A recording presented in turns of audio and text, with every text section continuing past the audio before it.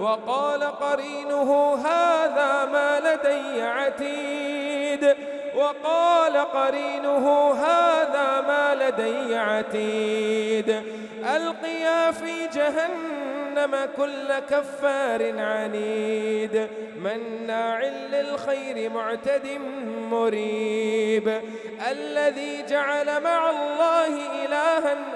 آخر فألقياه في العذاب الشديد قال قرينه ربنا ما أطغيته ولكن كان في ضلال بعيد قال لا تختصموا لدي وقد قدمت إليكم بالوعيد ما يبدل القول لدي وما